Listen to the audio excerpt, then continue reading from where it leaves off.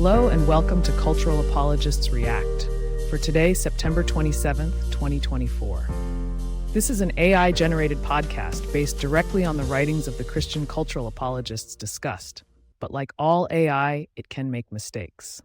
In the news today, the article discusses a meeting between U.S. President Joe Biden and Ukrainian President Volodymyr Zelensky, where they discussed Ukraine's plan for victory against Russia. The details of the plan are secret, but officials say it includes additional American aid to prevent a Ukrainian rout on the battlefield. Zelensky faces an uphill battle in securing support for his plan due to caution among senior U.S. officials about escalating the conflict further and concerns about the upcoming November presidential elections that could lead to a re-election of Donald Trump. The meeting came amid rising tensions between Zelensky and Trump, who has attacked the Ukrainian leader for making little nasty aspersions toward your favorite president, me.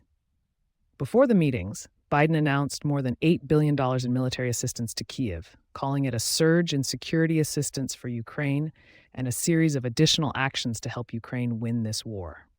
The aid includes a medium-range glide bomb, munition fired from fighter jets that would allow Ukrainian forces to strike Russian troops and supply lines at safer distances.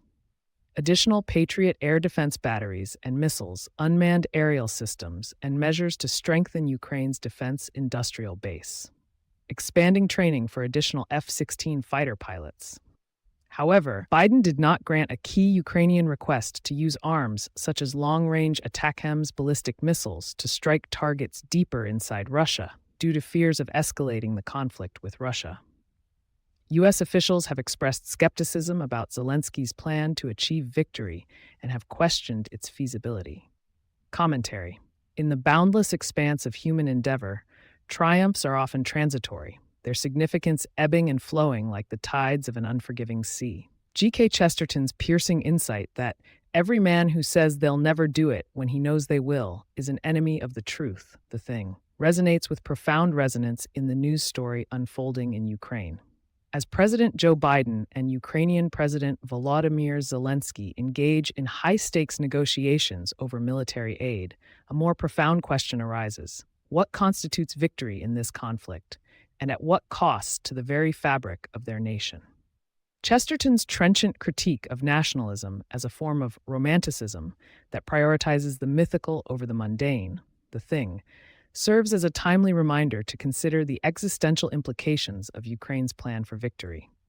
In their zeal to vanquish Russia, Ukrainian leaders may be tempted to sacrifice the very soul of their nation, its cultural heritage, social cohesion, and moral integrity. As Chesterton notes in Heretics, the romanticist is always a sentimentalist. He is one who believes that any emotional or imaginative experience is true. In this context, the pursuit of military triumph may become an all-consuming force, eclipsing the human cost and long-term consequences of such a victory. The concept of victory itself becomes increasingly opaque when viewed through the prism of Chesterton's ideas. In The Thing, he cautions against reducing complex phenomena to simplistic labels, noting that the thing, the abstract entity we seek to grasp, often eludes our comprehension. Similarly, in Ukraine's struggle against Russia, the notion of victory is shrouded in uncertainty. Will it bring about a lasting peace, or merely perpetuate a cycle of violence? As Chesterton astutely observes, the truth is always an enemy to the thing, the thing. In this case, the thing being pursued is a fleeting sense of triumph rather than genuine security and stability.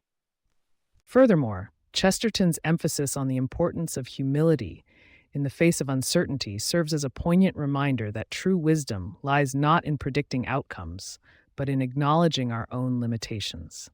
As he notes in Heretics, the moment an individual feels that anything outside himself absolutely controls his fate, he is lost. In this context, Ukraine's reliance on external military aid may be seen as a form of dependence on the uncertain, rather than a proactive pursuit of peace and security. In conclusion, the news story unfolding in Ukraine serves as a potent reminder that victory, like truth itself, is often an ephemeral concept.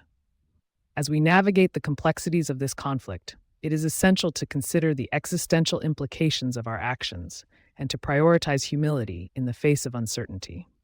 By embracing Chesterton's philosophical perspective, we may yet find a path towards true wisdom, and perhaps even a lasting peace that transcends the fleeting nature of military triumph. Thank you for listening to today's episode of Cultural Apologists React. Be sure to come back tomorrow for a new take on the day's news from the standpoint of Christian cultural apologetics.